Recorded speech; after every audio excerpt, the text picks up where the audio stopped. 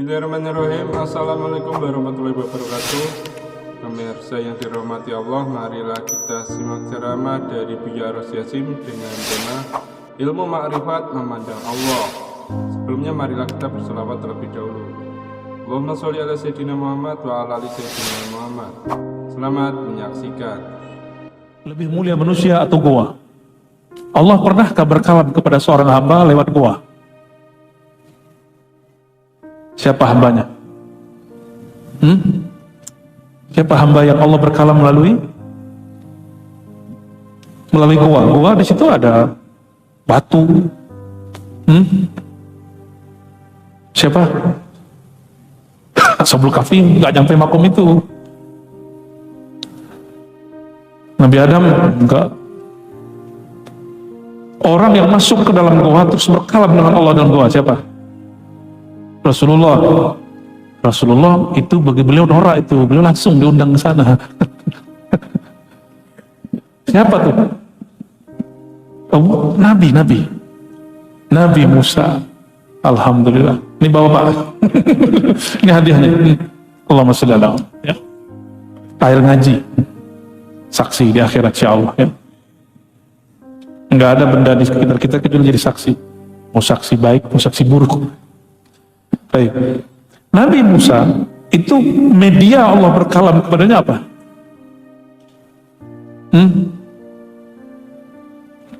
Itu tempat itu, goa itu. Goa itu batu-batu.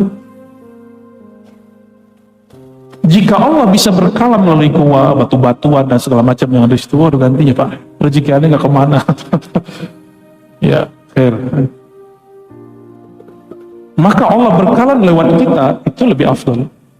Makanya Allah sering berkalam lewat Sayyidina Muhammad SAW kepada sahabat. Ya. Dan itu bukan hulul, bukan ittihad, bukan penyatuan. Nggak ada yang bersatu. Masa hamba makhluk bersatu dengan Khalik? Nggak ada. Mana hamba yang dicipta bersatu dengan yang mencipta? Nggak level. Kalau ada orang mengatakan saya bersatu dengan Tuhan, dia kurang ajar. Itu hamba kurang ajar. Su'ul adab kepada Allah Subhanahu wa ta'ala. Bersatu begitu aja kita ogah. Apalagi bersatu dengan Allah. Jadi kalau bertuhan itu harus waras juga. Walaupun makomnya kemana-mana, akal itu penting. Maka akal itu akan berkembang bergantung mengenal dia kepada Allah. Bagaimana dia mengenal Allah Subhanahu wa ta'ala.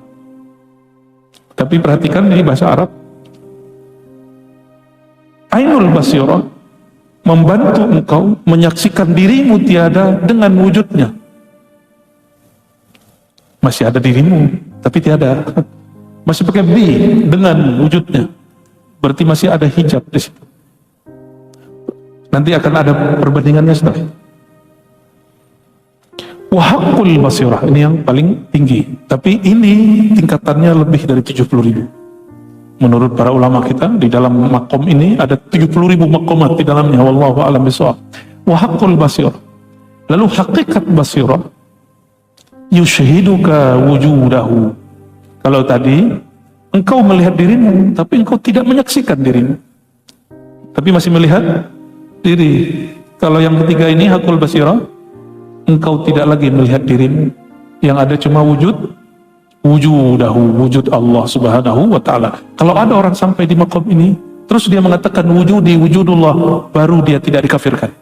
Tapi kalau belum sampai di sini, apa kata Syekh Abdul Qadir Jilani dalam risalah Al-Ghausiyahnya yang dikumpulkan oleh Syekhah, seorang perempuan, mursyid perempuan, Faqih Hayat Al-Jailani ya. Beliau menulis kitab Al-Futuhat Ar-Rabbaniyah fil Awrad Al-Qadiriyah, masih hidup.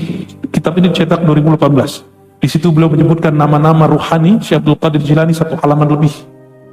Jadi yang ngomongin nama rohani bukan saya aja, ya. Beliau nyebutin nama Syekh Abdul Qadir Jilani berapa? 1 halaman lebih dari 100 nama, lebih kurang. Ya. Sekitar itulah. Apa kata beliau? Berkata Syekh Abdul Qadir Jilani, Allah berkalam kepadaku. Syekh Abdul Qadir Jilani pernah diilhami Allah berkalam-kalam secara rohani. Maka jika ada wali berkalam dengan Allah bukan wahyu, disebut dengan ilham. Kalau wahyu jadi syariat nanti. Maka kalaupun disebut wahyu harus tambahkan wahyu ilhami. Bukan wahyu nubuat, bukan wahyu risalah. Ya, boleh juga disebut wahyu walayah, wahyu kewalian. Tapi itu istilah masih berbahaya.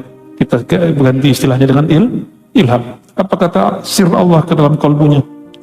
Ya Ghaus al-A'zam. Ya, wahai Ghaus. Jadi panggil beliau dengan Ghaus al-A'zam. Siapa yang mengatakan seperti yang tadi, wujudku wujud Allah gitu ya, sebelum dia melewatinya, maka dia telah kafir. Itu yang disebut kafir. Ternyata dulu di Aceh pernah terjadi pertengkaran masalah itu. Syekh Hamzah Fansuri udah meninggal, lalu pengikut-pengikutnya buku-bukunya dibakar karena fatwa juga seorang mursyid thariqah, tapi lebih sering berdebat, namanya Syekh Nuruddin Ar-Radiri. Nah, tapi bukan asli Aceh. Keluarin fatwa. Jadi dari dulu sampai hari ini, dan sampai hari ini itu terjadi. Di Aceh itu perdebatannya begitu sampai sekarang. Ya. Apa kata Syekh Nuruddin Ar-Radiri? Hamzah Fansuri zindik kafir. Kira-kira begitu. Kalam-kalam Hamzah Fansuri itu zindik dan kufur. Sayangnya orang udah meninggal, gimana mau konfirmasi? Dan saya yakin kalaupun dia hidup dia nggak mau berdebat. Tapi ternyata ini guru kami di kampus sudah wafat, Prof. Azimudi Azra, menemukan satu risalah catatan, ada namanya Syekh Saifur Rijal dari Sumatera Tengah, mendebat Nuruddin Ar-Radili dan kalah debat dia, lalu dia pulang malu pulang ke India, menang Saifur Rijal untuk menjelaskan bab ini sebenarnya. Dan aneh, jadi dari dulu sudah ada mursyid thariqah tidak paham, tidak sampai ke makom ini, lalu mengingkarinya, lalu suzon kepada orang yang membicarakannya bahwa mereka tidak sampai usul kepada makom itu. Emang ada pembahasan di sini bahwa yang sampai cuma Syekh Abdul Qadir, yang sampai cuma Ibnu Athaillah? Kan nggak ada. Apa disebutkan di Quran yang sampai di makom ini hanya Syekh Abdul Qadir? Nggak ada. Abul Hasan Syazili doang, Bahauddin Naqsyabandi doang, Saman doang, kan nggak ada. Ini makom siapa saja bisa melaluinya, tapi mesti dibimbing oleh ahlinya. Ya. Jadi wahakul basirah. Jadi ada syu'aul basirah, ainul basirah, hakul basirah. Syu'aul basirah, kalau boleh kita ganti dengan istilah ilmul basirah, setara dengan istilah ilmul yakin, ainul yakin, hakul yakin, mirip-mirip. Tapi kenapa dia agak tidak gunakan istilah yakin? Karena yakin cuma percaya, kalau basirah melihat. Itu bedanya. Ya, kalau percaya berarti diceritain orang, tapi kalau melihat kita menyaksikan hakikinya. Ya, wa haqqul basirah yushhiduka wujudahu. Kalau engkau diberikan hakul basirah di atas hakul yakin, yushhiduka, dia akan membuka pandangan batinmu sehingga engkau tidak memandang kecuali hanya dia. Ya, kecuali engkau hanya akan memandang yang dipandang siapa? Hanya dia. Inilah masalahnya. La tudrikuhul absar wa huwa yudrikul absar. Surah Al-An'am. Dia tidak dapat dicapai oleh pandangan mana saja. Dia yang dapat mencapai semua pandangan. Jadi kira-kira yang memandang saat itu siapa? Kita nggak ada. Ini coba didudukin pelan-pelan. Hakul basirah, ainul basirah. Di ainul basirah engkau tidak melihat dirimu ada. Di hakul basirah, hatta dirimu engkau lupa memandangnya. Apakah dirimu ada atau tiada? Ya, yang engkau pandang saat itu hanya Allah. Tapi Allah tidak dapat dipandang. Lalu siapakah yang memandang saat itu? Terus siapa yang memandang? Ini nggak rumit Pak, ini sederhana aja ngajinya. Allah itu qadim, ada sebelum alam semesta. Qadim itu tidak berlaku waktu padanya, tidak berlaku tempat padanya, tidak ada dimensi saat itu. Gimana cara melihatnya? Maka tidak ada media yang bisa memandang Allah Ta'ala. Terus gimana? Siapa yang memandang saat itu? Itulah basic pengajian hikam dulu. Saya menjelaskan ada tauhid uluhiyah, tauhid rububiyah. Ini bukan versi Wahabi. Ya, saya nggak mau tekar dengan Wahabi. Udah cukup. Biar Wahabi jangan repot. Ya, ini uluhiyah versi ahli dzauq, versi ahli tauhid, versi ulama sufiyah. Wa ahli sunnah wal uluhiyah itu. Ini beda uluhiyah kita dengan uluhiyah Wahabi. Uluhiyah menurut ahli dzauq, ahli sufi, ahli tasawuf, menurut para wali-wali Allah, Allah memandang keesaannya dengan dirinya sendiri. Jadi nggak ada selain Allah. Kalau rububiyah, tauhid Rabb, pencipta, Allah menyaksikan keesaan dirinya dengan menzahirkan ciptaannya.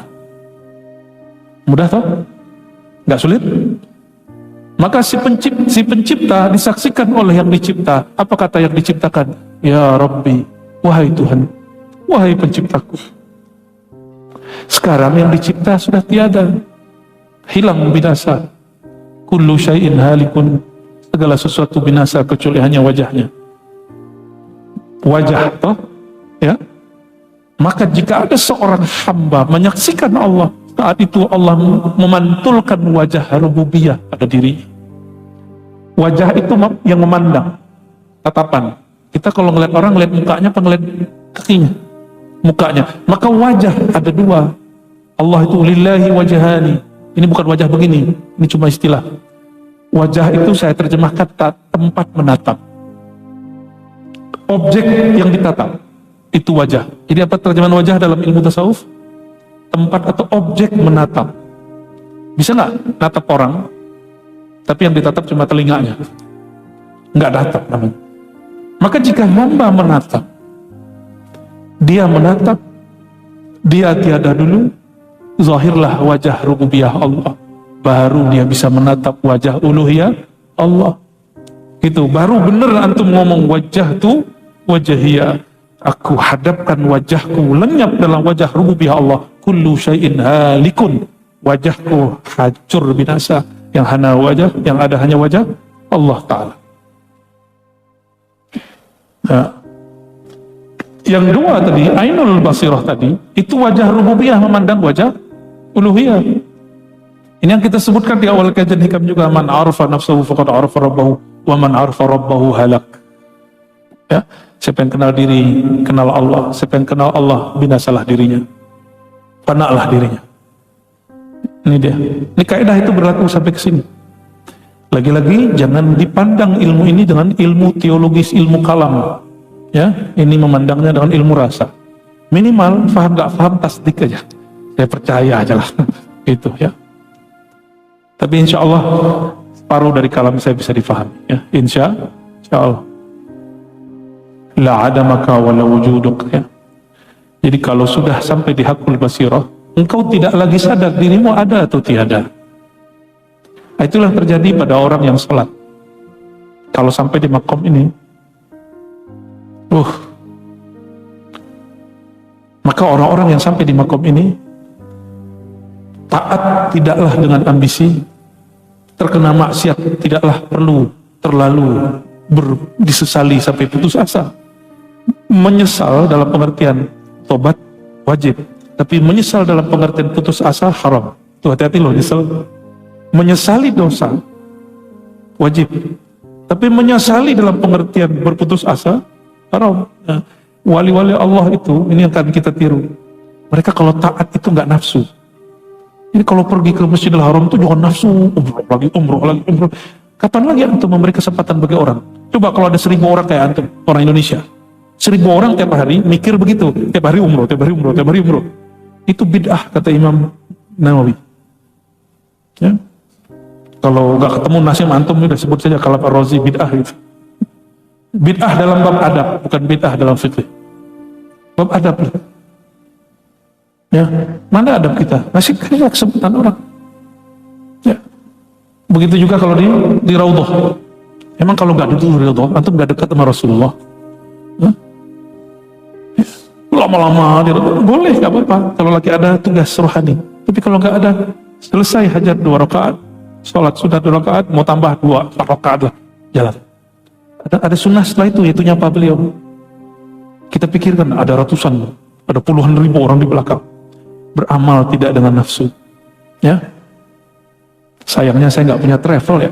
Kalau nggak ajak antum umroh nggak pakai nafsu. Allahumma sholli. Nggak usah tawarin travel sama saya ya.